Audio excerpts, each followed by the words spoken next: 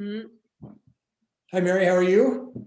I'm good. How are you doing? Doing good. So, ladies and gentlemen, Mary is a student of mine at the Daniels College of Business.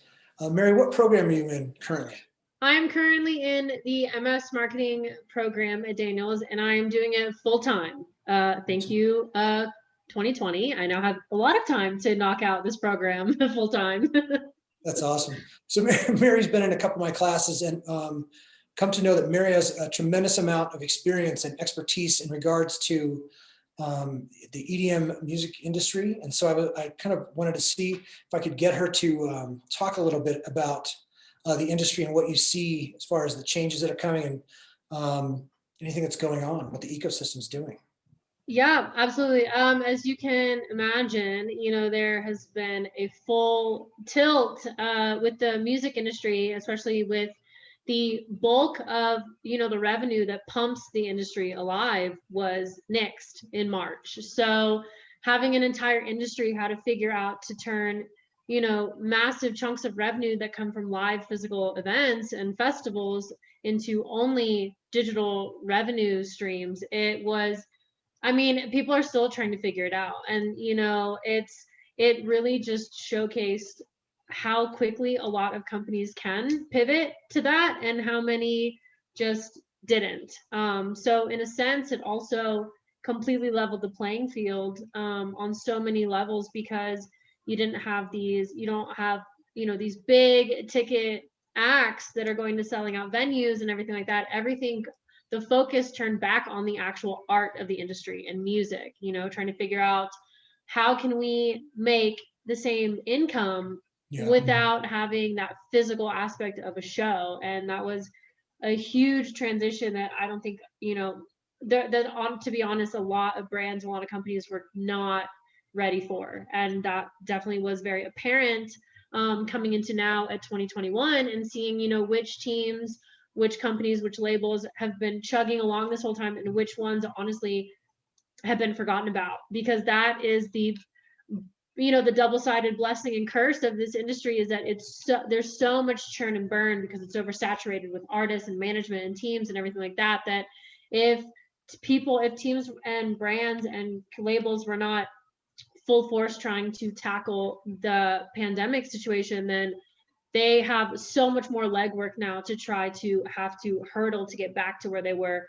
pre-pandemic.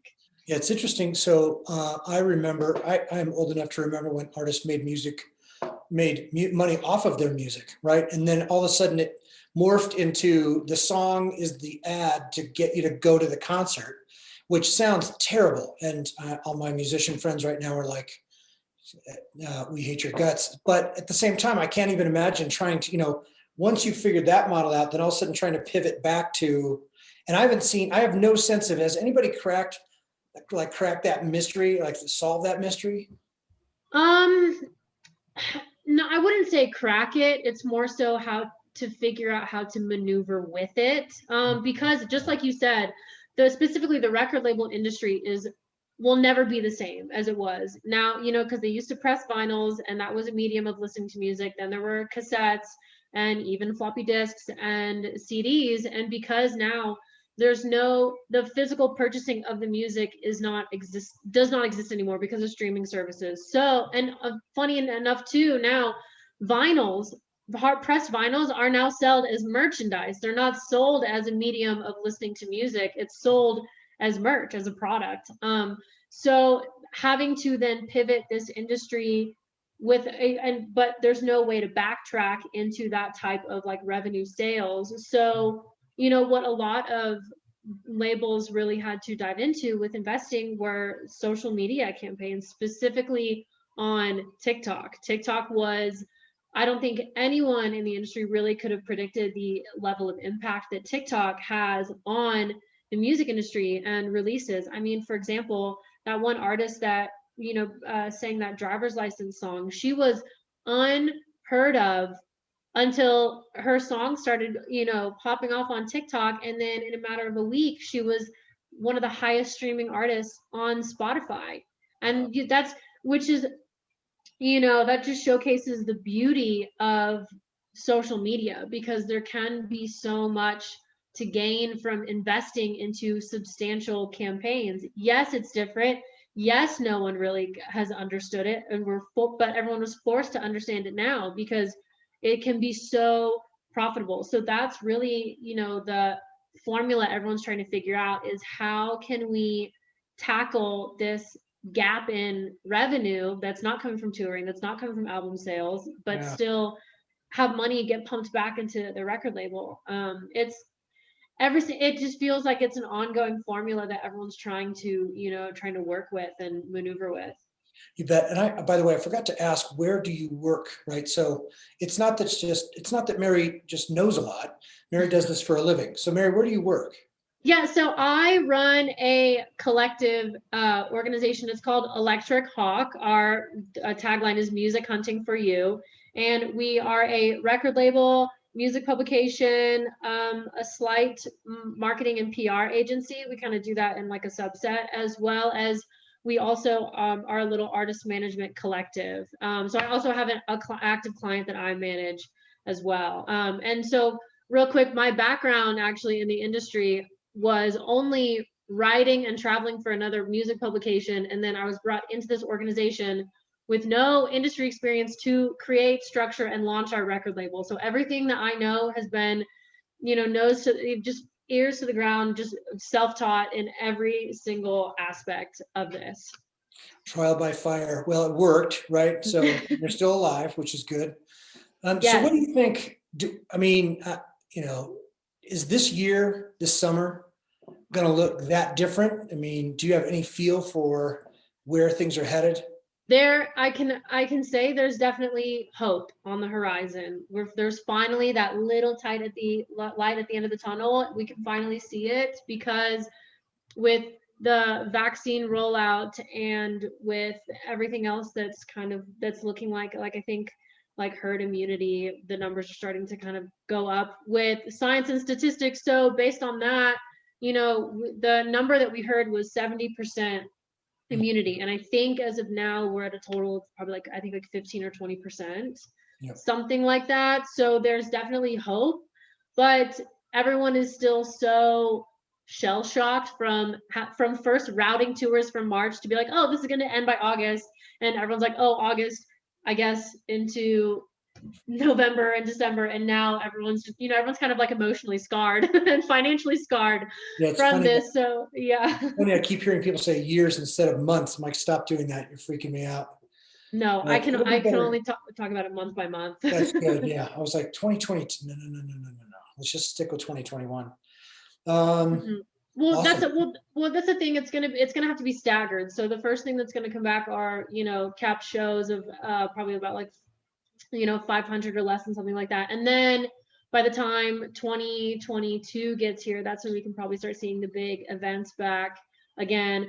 But that in itself, specifically in electronic music, the music festival schedule was for so long was so set. Everyone knew that this weekend was Electric Forest, this weekend is EDC Las Vegas.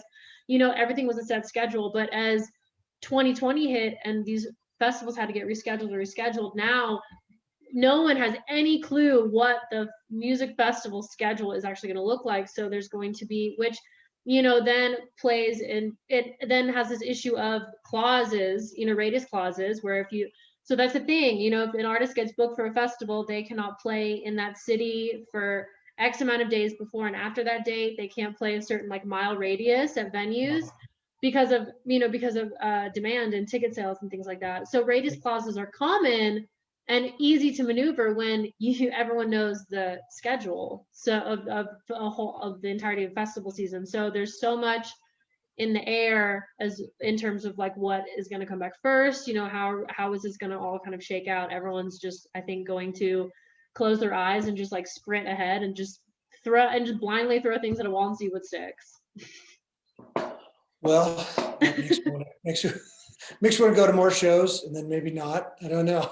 I will say it's going to be incredibly oversaturated as soon as promoters and event organizers and talent buyers get that full green light for an actual like normal show, not just something socially distanced or event or attendance capped. It's going to be full speed ahead, and it's going to be very exciting. And that's one thing that I am trying to stay focused on, is just going to be that renewed energy of the entire industry when they finally have the green light to book everything and everything is finally on the upswing again. It's going to be moving fast and it's going to be incredible. And I'm very grateful that even though we had to go through all this experiencing, I think that those first 6 months to a year is going to be so special.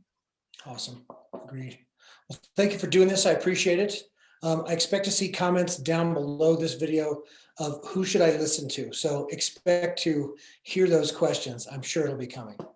I'm happy to give all recommendations, considering that I have to be a tastemaker for my work. So Nice. That's right. Do you want to share your Instagram handle or TikTok handle or anything? sure. It's Fairy God Mary. It's like fairy godmother, but Fairy God Mary. So Okay. that is, yeah, my Instagram and my TikTok. But yeah, so that's one thing too. I decided to, as a millennial, when I first heard of TikTok popping up, I was like, that's only gonna be Gen Zers. I want to feel so old and so weird on that app. But like everyone else who's my age in quarantine, as we finally got bored and we're like, well, I guess we'll download this app. Now I've just been fascinated in learning the actual algorithmic tips and tactics and practices of the app, what specific time to post, how long, because they want you to post 2 to 3 times a day. It needs to be staggered out. You need to do 2 or 3 things after you post directly. So I have been just trying to mentally, or really just like dive into this platform, because it is the platform that is so willing to give back to the creators. The algorithms there really, really work hard to make sure you're placed in front of the right sections of people. And it's so incredibly easy for small businesses and accounts to really create a platform, and more importantly, a community, a very, very specific and dedicated community on that app, versus Instagram, where it seems like you have to just like trudge through so much to even try to get like a consistent influx of following and engagement. You do know this is going on our Instagram account, right? I'm joking. But it's funny, you did mention TikTok communities and kind of building communities, and I thought that was pretty compelling because online communities kind of where it's at, right? For me anyway. Listen, thanks again. I appreciate it. Absolutely. Thank you so much for having me. This was awesome. Sounds good. Thank you.